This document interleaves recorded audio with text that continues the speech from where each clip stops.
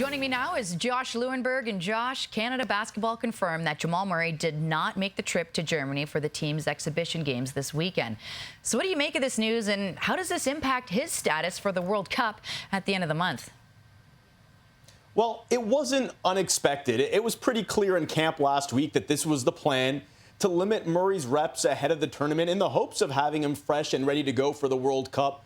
My understanding is that's still the hope, but listen, I'm skeptical for all the reasons we outlined last week. He has a notable injury history. He's coming off of that very long season and going into what will likely be another very long season.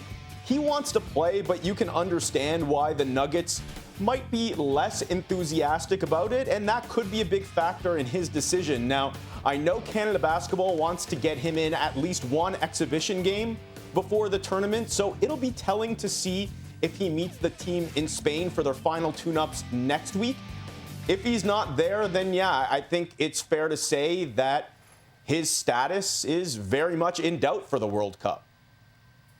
So if he doesn't play in the World Cup, what does that mean for the roster, and how does it affect their chances in the tournament?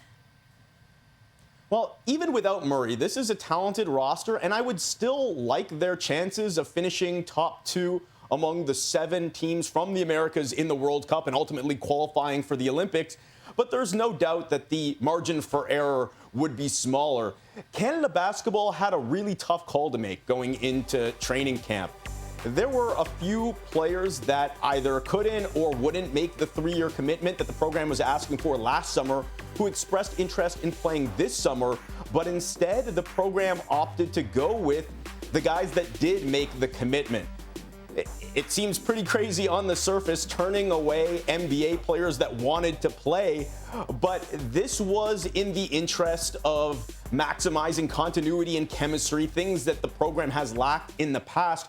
But it is a risk, and it was a bet on this group. And as we've seen time and time again, a lot can change, and it already has. They went into camp with 10 NBA players. Now they could have 7 NBA players after Corey Joseph and O'Shea Brissett withdrew. Those were big losses, but the loss of Murray would be far greater than that.